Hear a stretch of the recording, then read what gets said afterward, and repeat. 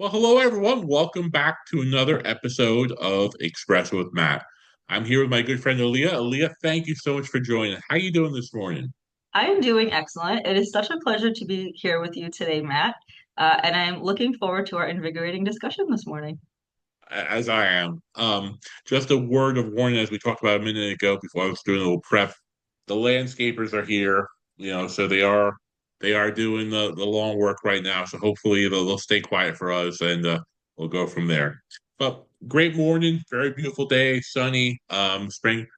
The first question we have to ask, though, when we talk about it every time, is what you got in the coffee cup today? So I have a very large thermos, which you cannot see here clearly. And it is primarily black coffee with a very little vanilla creamer. That is my Vanilla standard cream. every day. Well, I Yes. went a little fancy today, so I went fancy today. I went with a little cappuccino action here today. Ooh, Yeah, very so nice. You must have a I did. fancy machine at home. Oh yeah, it's an espresso, but to be honest, yeah, it's not that all that fancy.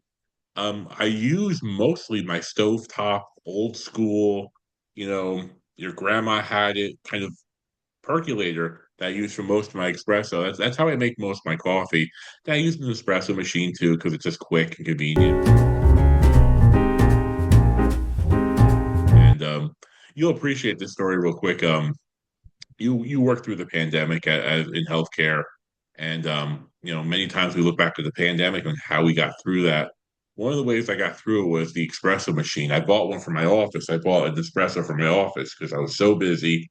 I wanted to have coffee all the time. Couldn't really go out. A lot of places are closed anyway. Mhm. If I went to the hospital to get coffee, you had to mask up and do the whole thing, and then your infection control protocol for going through the cafeteria. So I got the espresso machine in my office. One day, about 2 months, 3 months into the pandemic, I call my wife. I'm driving home after like a 12-hour day. I am sweating. My heart's racing. I call her and I say, Jessica, leave the thermometer outside. I think I have COVID. I'm going to take my temperature because that's when we thought temperature mattered. Um, and she's like, why? I said, well, I've been sweaty. I'm jittery. She's like, well, what did you eat today? I'm like, oh, I had like 8 espressos and 3 cookies. And she's like, yeah, maybe we'll eat dinner first before we quarantine. so, so Yeah, all anyway, that caffeine will certainly make you jittery. I'm curious, what was your one technique that got you through the COVID pandemic? What was the one thing that you kind of did that helped you get through all that as a leader in So healthcare? in the beginning of COVID, very interestingly, we were all so confused as to what was happening. We sent everyone home, and I think we all were just kind of running on the unknown. And at that time, I was working on an amazing team with a great leader, and we all just kind of came together, and we knew all we had was each other. And I would say that really that community is what kept us together and kept us going, fighting in the fear of the unknown. You Absolutely. know, and it's I think that that's when I watch some of your podcasts and your episodes, right? We talk a lot about leadership and what does it mean to be a part of something that's bigger than you. And I think COVID really taught us that we are so much stronger than we think that we are, especially when we all come together and focus on something. Absolutely. It's one of those things where I don't know how we got through, but we got through it. And, such a range of emotions. Well, just one day I kept all my emails. I keep a lot of my emails in folders and Mhm. organize it. Of course, I had a folder I started very early on called the virus issue. I never renamed it because it was that. I went through and read through my emails. First of all, I had thousands of emails, but how the information changed So over quickly. the course. I mean, just we're masking, we're not masking, we're doing this, we're doing that, we're doing that. And it was all good intention, but it was so challenging. And that was the hardest part is not knowing. But anyway, And I so also think that, it's interesting for people who kind of came up during COVID, for lack of a better term. Um, I think that if you survive that, you learn to cut your teeth, yeah, if that yeah, makes sense.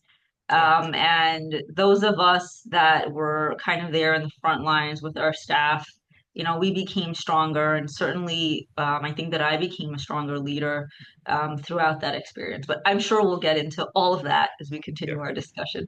Yeah, we just kind of jumped right into that. For Espresso to COVID, we are kind of all over the place this morning already. But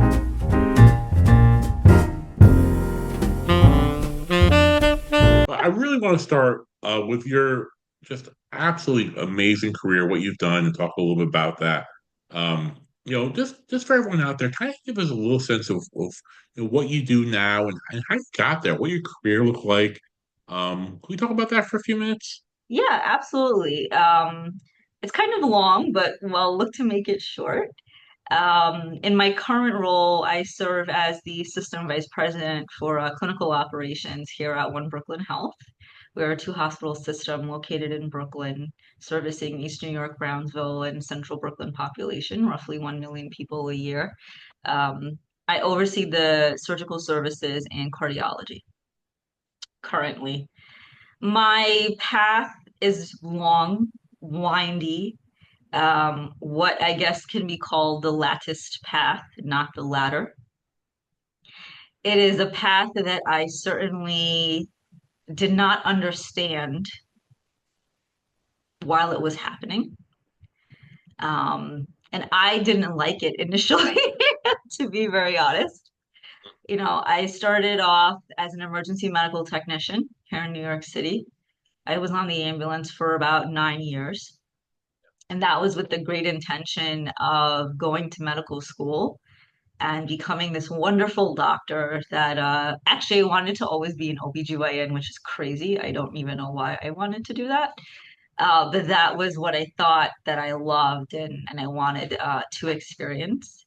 I went to medical school in Antigua at the American University in Antigua in the Caribbean, and I absolutely despised it. And I don't know if it was the environment, if it was whatever it was, right? And I did one semester, and I remember coming back home and basically saying to my parents, like, yeah, I don't want to do this. I know you spent all this money to send me there because, there's no loans to go to school in the Caribbean. But I really don't want to be a doctor. And I didn't know what I wanted to do. I had already had a bachelor's degree at that time, and I had already had my first master's degree in clinical nutrition, which I absolutely do not use in any capacity whatsoever. And I went back to work, North Shore LIJ at the time, Northwell now, back on the ambulance, and I was just kind of like, I'm gonna do this, but I know that I don't want to be a lifer EMS person. Um, and I had made a decision at some point that I was gonna become a physician assistant. So, if I wasn't gonna be a doctor, let's like do the next second best thing. Yeah. And I went to the university open house. And I guess the universe works in mysterious ways, as I would say to you. I did not end up in the PA part of the open house. I ended up in the Master of Health Administration part of the open house. Was that on purpose or by accident, or you just had the wrong directions? They were all under the same school at the time, Wow. right? And now it's completely separated. And so I didn't know, I wasn't very familiar with like graduate school open houses, and I just thought you go there and it's the one program. I didn't know that it was multiple programs within the school. And so I sat at the table. It was the MHA table. The program started, and I was like, oh man, I'm at the wrong table. I have no idea what MHA is. Who are these other people? Right. And there was like a representative from the program, and I'm like, I don't know. There's a business side to healthcare. I think that was like my light bulb. I had always just looked at healthcare as a clinical person's focus, right? It never occurred to me that there's people that do finance and that you have to run a hospital and what's operations and, compliance quality. Like I didn't know about these things, human resources, right? To just even speak to your background. Yeah. I was so unfamiliar that it was a shock for me at the open house. The representative from the school, she offered those of us who were there to kind of stay back and meet with the program director at the time. So I was like, okay, I'm going to do this because I don't really know what it's about. And long story short, program director was like unavailable. I think I waited for like 2 hours. She was completely unavailable. And they allowed me to meet with a faculty advisor. That faculty advisor, when I sat down and I met with him, I was actually wearing my North Shore LIJ EMT uniform. That's how I had gone to the open house. And I sat down with him and he said to me, "You're an EMT?" And I said, "Yeah." And he was like, "Do you know?" And he named this person, at North Shore LIJ at the time. And I was like, "That's my direct supervisor. How do you know that person?" And the faculty advisor says to me, "Well, I've been a paramedic for like 40 years." And he also was an executive leader at health and hospitals at the time and in the ambulatory side. And I think something kind of occurred in my brain, and I was like, wait, you can go from being an EMT to like a healthcare leader. And that was really my first foray into what is healthcare leadership. Let's stop there because what a journey. I mean, really, I want to say this. I love this story. It's just an amazing story. And I would tell you, I had a little bit of a similar pathway. I went to Colgate University. I said, I'm going to become a psychology major. I'll become a psychiatrist, of course, or I'll be a doctor. I took my first neuroscience class after studying for weeks, and I got 44 on the test. And the only reason I got 44 is because I put dopamine and serotonin for every single answer on my test. So I learned two things. One, I wasn't going to be a psychiatrist, and 44% of neuroscience is dopamine and serotonin. I never learned the other 55% or 60%. Um, but it was interesting because when I started as a mental health technician, Mhm. and people are like, Matt, you gotta become a nurse. But everyone will, be a male nurse in psychiatric care. Everyone will love it. I don't want to be a nurse. Matt, you gotta become a social worker. I didn't want to do that. I didn't know what I wanted to do with healthcare. I knew I liked it. I liked the energy. I didn't know leadership, and that discussion about, hey, I'm trying to become a doctor, become a physician assistant. There's this whole other business that behind the doors that runs the hospital, right? What an amazing journey for yourself. So, so you find out your boss actually went to that school. So is that how that happened there? So my boss and the faculty advisor actually had known each other for like 30 years working EMS together. They were like in the same firehouse, all these things. And I was so like taken aback and shocked, you know. What a small world. And I always like to say that I think my path to MHA or healthcare administration, it was just a universal accident. That's what I always say. It was a great mistake by the universe that I absolutely embraced. And Hofstra University was probably the two best years of my experience in education while I was getting my master's of health administration degree. Well, some would look at it as an accident, some would look at, determinant. We won't be too philosophical this morning about, predetermined fate or by chance. But that being said, you ended up where you were. Now, you're currently a professor at Stony Brook, correct? Yes, and their And, MHA program. yeah. And so now you're currently a VP also. And you had various different leadership positions. So what a great, role. So I guess the question that leads me to kind of go to the next piece is that, when you see people coming into healthcare right now, and they want to follow your path, what do you say to them? Do you warn them? Or, do you have a I map? do. Yeah. I do. I actually met with a young lady yesterday. Um, and I always kind of say the same thing.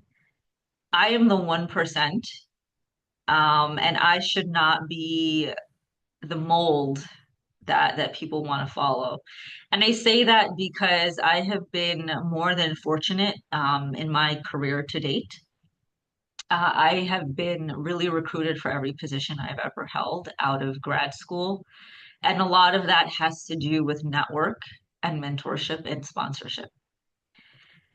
Well, where one can look at the idea of chance or look at the idea of network, that is part of your term career lattice, which I really believe is a term that more and more people should look at. Not worry about titles, worry about experience, worry about expanding your network, worry about getting more growth is such a better path. And sometimes that means you take a step to the right, sometimes down, sometimes you go different directions, and it all goes to you're growing. Hmm. But the power of network, you talk about that. Your professor knew your boss, you were there, you connected that way. The power of taking those next steps, taking a risk, walking into a room saying, not really sure where I'm supposed to be. I'm good. I'm coming off shift. I'm going on shift here. I'm gonna take a risk and talk to people. I'm gonna sit Hmm. here. The courage to stay, you know. How many people would say, I'm in the wrong thing. This isn't meant for me. I'm out of here. I'm embarrassed. I'm getting out of this room, right? You Yeah. didn't do those things. So I think when you can look at things as kind of unplanned and unscripted, but there was a plan there. There was work. There was effort. There was progress. So I think for anyone out there in a leadership journey, everyone's leadership journey is so different. And I've been fortunate to be around so many leaders, and everyone I talk to, very few people had a very clear career path and goal. And it's interesting. I was talking to someone the other day who referred to herself as an early careerist. Hmm. Alyeah, did you call yourself an early careerist when you were an EMT? Because I sure didn't. I did not. I mean, I probably, in my mind, I think I still am, and Yeah. others would say, no, you're a mid-careerist. But I think that when I was an EMT, you were just trying to like get through life. I was trying to get through my 16-hour shift and not get a late job. Yeah. Yeah. You know, And I was trying to get to my like 3 days off in a row. yeah. And kind of finish doing my MHA. I didn't know, and I don't think anyone knows what life has in store for you, right? And what your path is ultimately going to be. Uh, My experience is so varied. I actually call it a holistic experience. That's what I've termed it. that I gotta tell you, you should put that in shirts or coffee mugs because that's an amazing way of explaining it. And I will say this, when I was a mental health technician or I was a youth worker in a residential program dealing with teenagers who had those issues, I look back at that. I learned such great communication skills. I learned such confidence. I hated public speaking forever. Hmm. You know how I got better at public speaking? I was Public activities speaking. coordinator. I was activities coordinator for a youth program of about 90 children. Everyone said, Matt, we have to have a talent show for these kids. Okay, who's going to host? Well, you have to host. You're the activities coordinator. Hmm. And so I went out there and actually sang karaoke in front of 90 troubled children. And I had this whole thing where I did Mr. Showbiz. I did like show tunes. I think I sang Sweet Carolina, followed by Summer Wind by Frank Sinatra. Got booed off stage, but I wanted to make it fun for them because I wanted to show, hey, I'm up here, guys. Nothing to be worried about. Let's have fun together. And for me, I left that experience. I said to myself, if I can speak in front of that audience, I can speak to any audience, right? I think about when I was dealing with crisis situations, and you must have dealt with this as an EMT, that pressure, those decision makings, that's leadership practice. Hmm. That's leadership training. So I would say for everyone out there who are in those positions who are looking to grow their career, want to grow those careers, find value in what you're doing right now because it does help teach you. Um, Yeah. No, and you make a great point because I remember when I was graduating, right, when I was finally kind of finished with my MHA, I knew that I didn't want to be on the ambulance anymore. It was probably 7 or 8 years at that point in time. And I remember one of my professors at Hofstra, became kind of one of my primary mentors, and he still is to this day. And I remember calling him and I'm like, I don't want to do this anymore. Interestingly enough, he was an EMT in his life, and he used that as a way to pay his way through his master's degree. And I didn't know at that time that you could take these core skills that you learn in EMS, critical thinking as an example, core EMS skill, the ability to make quick decisions, core EMS skill, right? And that stuff could be transferable into healthcare administration. And it was really, he was the one that kind of said that to me. Yeah. He's like, you're not inexperienced. You just don't know how to translate your Yeah. experience.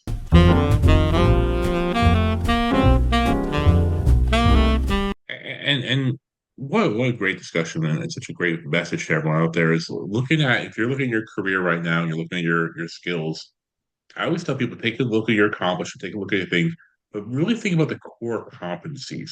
What Hmm. are you doing that really can be transferable? Are you learning how to learn? If you're communicating, Yep. I used to hire for my youth residential program. If I had someone who worked in food service as a wait staff, I'm like, you ever deal with difficult customers? All the time. How do you deal with them? Good. You can deal with the kids, no problem. Like you have those transferable skills. And I think so many times people get stuck in this idea, well, I've never done that before. You have it, you just named it a different thing, and kind of be cross-functional, be able to look at your resume and look at your experience in a different Mhm. way. Alyeah, you are just a wonderful example of that process and looking at that in a really cool way of like what skills do I have and how do they lead up to leadership or other positions? Um, Yeah, and I think Great also example. this is where mentors are so important, right, Matt? They really, I think mentors see something in you that you don't see in yourself.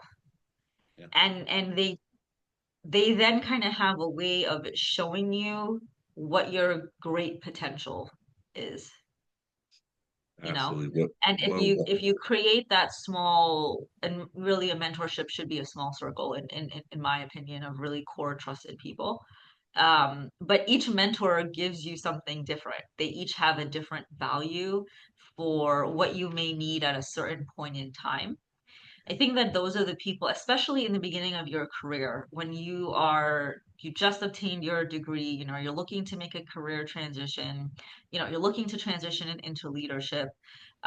Those are the people that really help you. They guide you. They have that wisdom. I think that, I heard a saying, and it was from one of my mentors. He always says the frontal lobe is not developed until after the age of 27. Therefore, your decision-making capacity is non-existent before that. I think it's kind of true. I think it absolutely is true. Certainly with me, my wife would argue 47, but let's not get into that.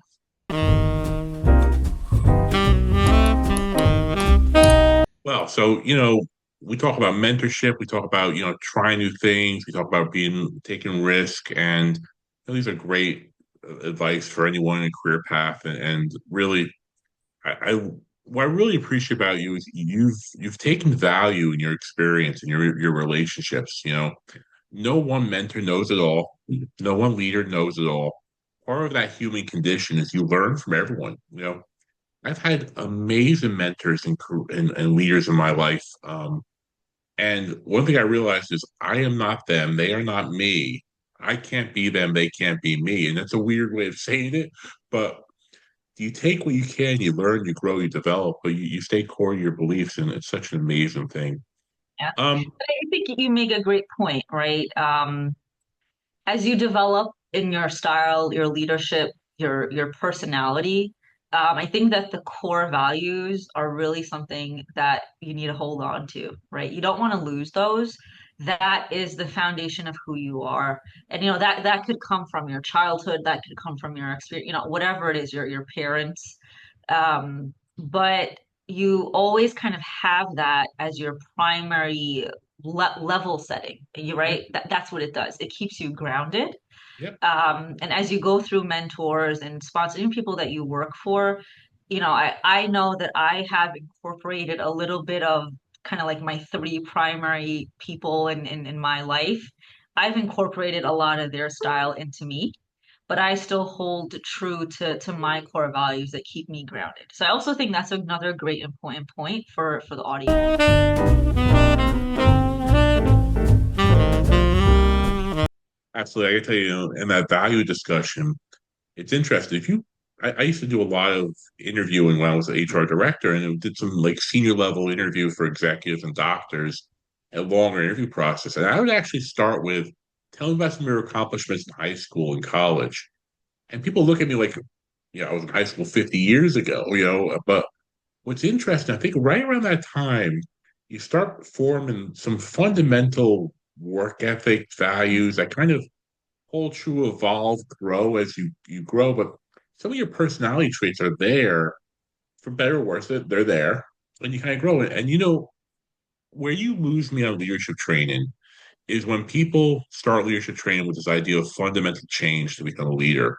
Mhm. Um, and especially when they start talking about you have to act, walk, talk differently as leader. You do, but you don't. It's a weird kind of duality. There's different expectations of leader, different behaviors, but you also have to be comfortable with yourself, your values, and your style.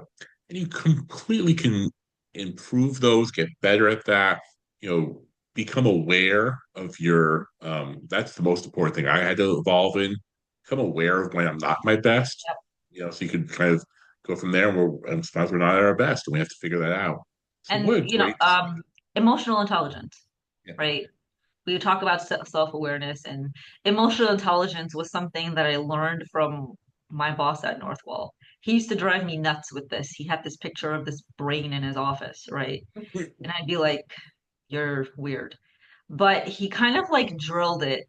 And I realized that it's your career is a compounding effect, yeah, right? All of the lessons exist at that point in time, or all of the experience exists at that point in time, kind of to get you to the next stage. yeah, Because you will reflect back and you'll be like, huh, that made sense then because I need it now. yeah. Yeah. One of the things I think about a lot is all the great advice I got over the 30, 40 years of my life, and how many times I heard great advice and did the opposite thing anyway. And I learned and said, oh, you know what? That's why dad was telling me about that. Like I'll give you a real quick example. The other day I was going to a consultant job and it was pretty early in the morning. I always leave early. I'm very Yeah. early normally, which leads to some conflict in my marriage. My wife, I'll leave that out for now. But that being said, um, I always leave to important meetings because my dad said never leave later than how long it takes you to change your tire, which was like his standard. So, and like clockwork, dad must have been watching me that day. My tire pops on the way to this meeting. But luckily, I had left 25 minutes early, and I could change a tire in about 20 minutes. So I got there on time, no problems. In fact, the person I was meeting, he was a half hour late. Not only was he a half hour late, he walked in with Dunkin' Donuts, which drives me nuts. But that being said, yeah, but like some of those things, like those messages you get, you know, my dad told me that years ago. I was late many times, and then I realized, hey, this is what I have to do to make sure I'm on time. And so it's such a great point. You take those lessons, you listen to them, then reflect back on what they were trying to say once you've kind of experienced it too. Such a great pathway.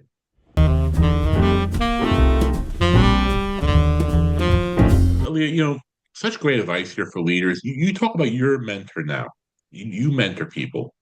You talk a lot about, as we've talked about a lot about the culture and what the culture is and how you develop a culture as a senior leader, your responsibilities to it, how to work within it. You're sitting down with a mentee who's interested in leadership. What do you tell them about how to manage culture, how to manage kind of engagement now in your workforce? Yeah, it's a great question. And I think we all know that culture starts at the top, right? But culture is such a loaded word.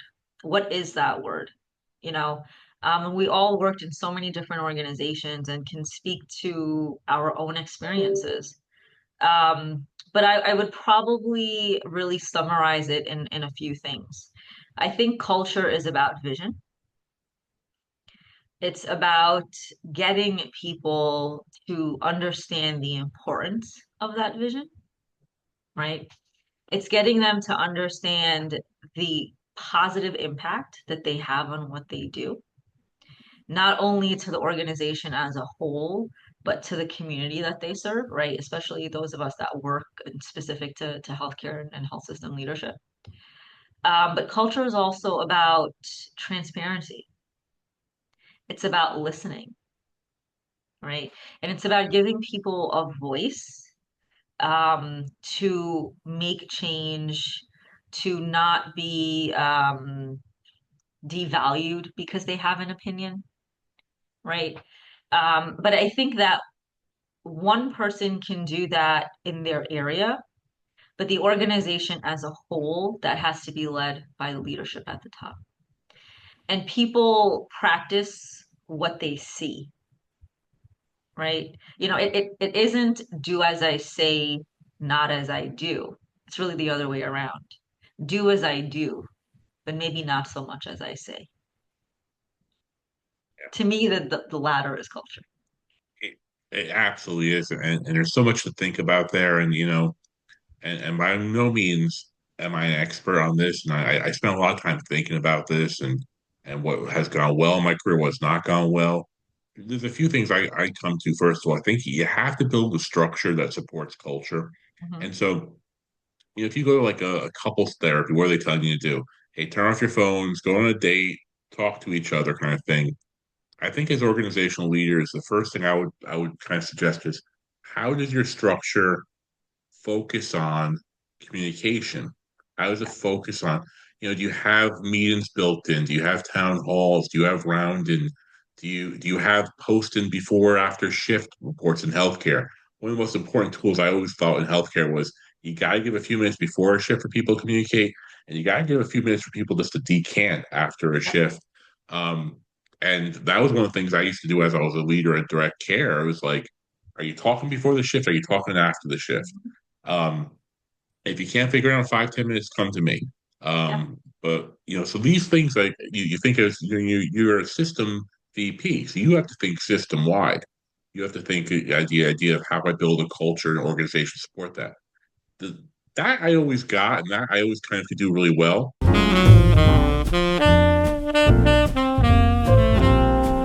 What was evolution for me was, hey Matt, you're on stage too, you Yeah. know, and when you're on stage and you're performing, people see you. And your performance matters, and I think that was part of that growth as a leader, right? You have that's part of that, you know and if you And have I bad think days. Yeah, you learn to carry yourself with grace. yeah, It's hard. You can absolutely be yourself behind a closed door, if you need to have your moment of being emotional or be angry, or anything like that. But I think that learning to lead with grace and building a culture of belonging and community, right? That is really what leadership is about. yeah, People want to know that they belong to something that's bigger than them. yeah, And that's where that what is the vision really comes into play, and how do I fit yeah. into that community and that vision. I mean, it really boils down to engaged employees. One, that they feel cared for as a Yep. person, they feel like they're doing something worthwhile, and they feel like what they do makes difference. Hmm. So if you're connecting with people on some level, that's personal. If you tie it back to the vision, and then if you track, hey, what you're doing makes a difference. Those are three really good things to do as a leader. They sound so easy. And I They're use not. this metaphor. I agree. I use this metaphor all the time. You're in Brooklyn right now, so it's a good metaphor. Pizza is a perfect example. Pizza is a fundamentally the same ingredients. It's flour, it's tomato sauce, it's cheese, and there's Domino's. Please, no offense to Domino's out there. And then there's real good pizza made Hmm. with fundamentally the same ingredients, but vastly different outcomes. So I always look at that idea. That sounds easy. Oh yeah, tell people the vision, tell people to be nice, and here's how they do. Here's a gold star for them doing well. It's really that art form as leadership, and But you know your pizza example is so perfect. I've actually never heard it before, but as I'm sitting here thinking about it, a few you're things hungry. come to mind. Can I shamelessly steal that, Matt, by the way? Of course, please. I have no copyrights and everything. And if Domino's does want to sponsor Espresso and Matt, I would sell out pretty quickly. But that being said, yeah, absolutely. But Phil, go ahead. Tell me No, tell me there what you think there are about. a few things that come to mind with your pizza example, right? The one has passion, one has energy, one is using maybe a high quality ingredient, Yep. right? The person who's making that pizza is making it from a place of love. They love what they do, that they make this pizza every day, even though they do the same thing every day, right? They're engaged in making the pizza, right? And that is why, like, when we get that New York City Brooklyn slice, Yep. it is like amazing, Yeah. And, and right? there's a place right by me, not too far from me, like 20 minutes away from me, that's like always nationally ranked top pizza place, and it's funny because I follow them on Instagram. I don't follow much on Instagram. I don't do much on Instagram, but I follow the pizza place, which is funny. Um, but they sell out each day. And so it's like, why not open up another store? Why not expand? Because they have an old school oven that only can cook a certain amount of pizzas a day. And that's it. Once they're Wow. done, they're done. And, Wow. in some ways, it's a great model because if they're selling out each day, and they put it on social media, hey, we sold out, it's 3 p.m. You're like, well, I want pizza tomorrow. I better get there early.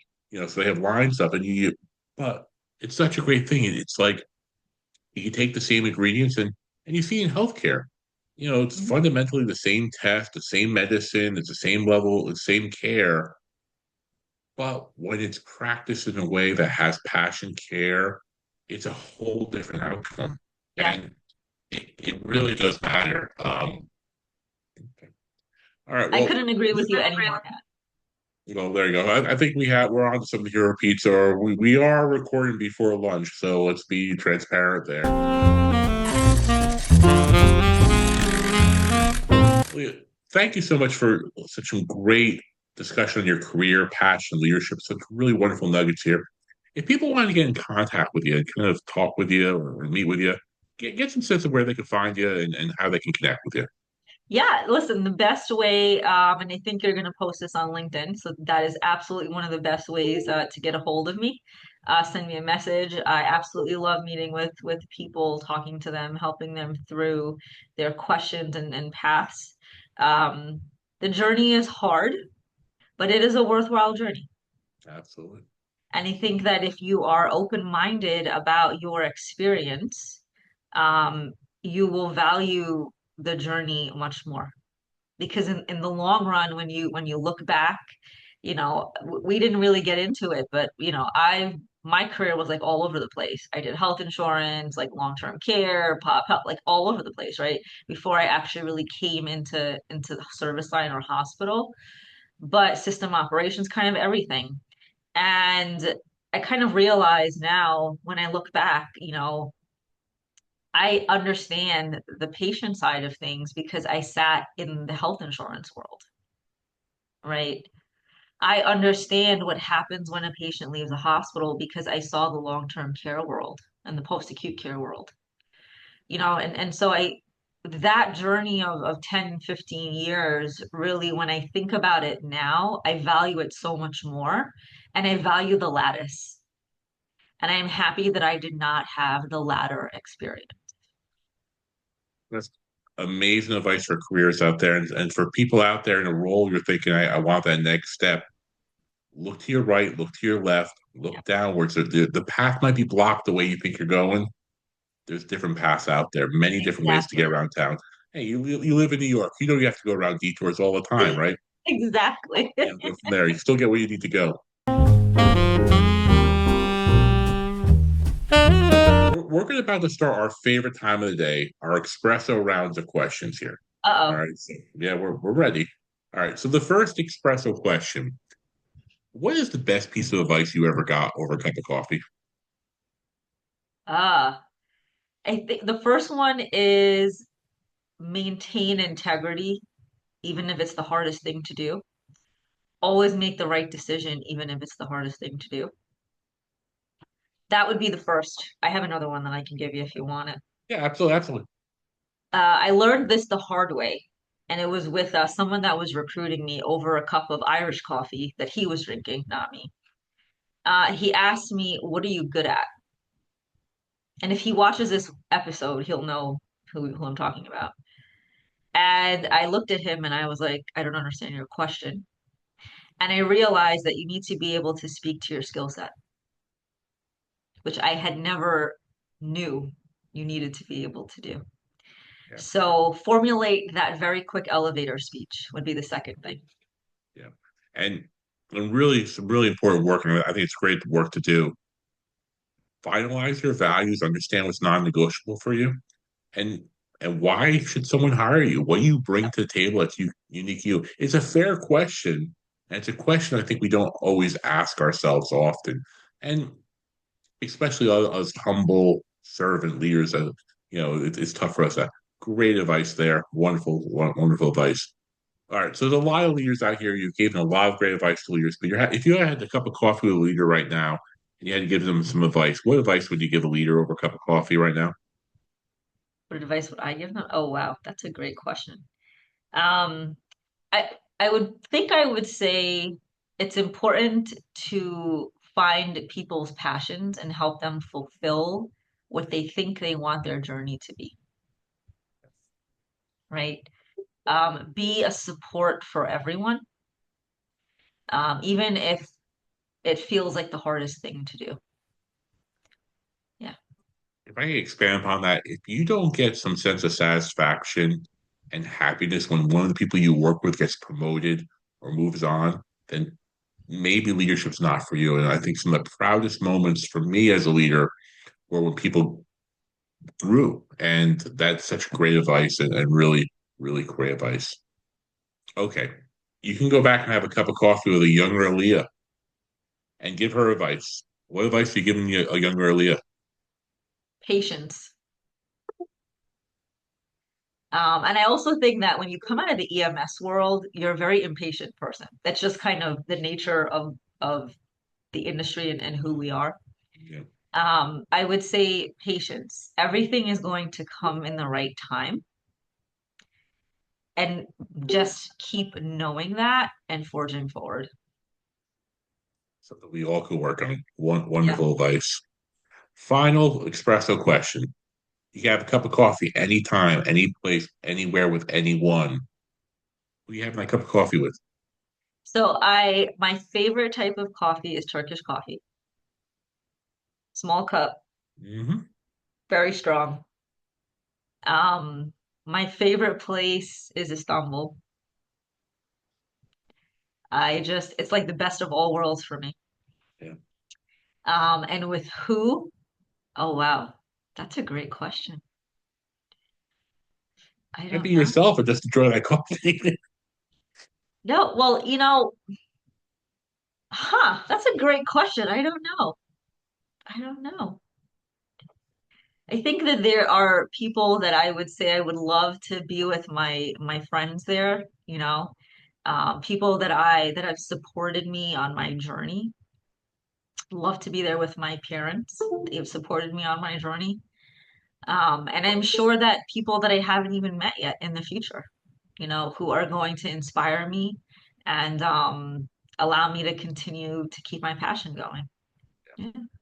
Well, I will tell you, there's certain types of coffee or certain types of times in your moment when you have a moment you're like, yeah, I'm at peace, and then your vision there of drinking Turkish coffee. The way I love Turkish coffee, I always tell them put a lot of sugar in Turkish coffee.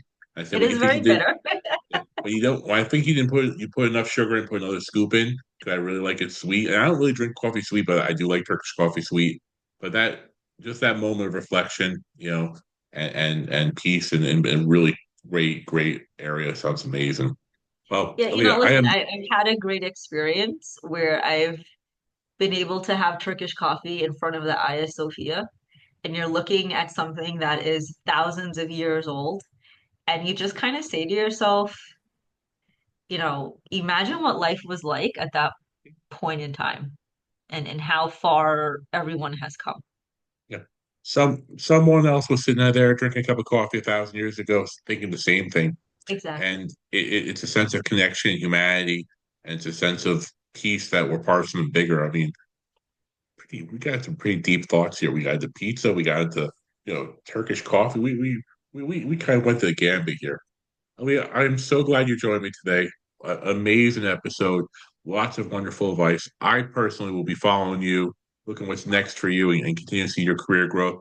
So happy you're in my network. I'm so happy you joined me here today for our Thank you conversation. so much for having me, Matt. It was a great, great, great conversation, and I look forward to many more. I appreciate that. Thank you guys so much. Till we have the next cup. See you all soon.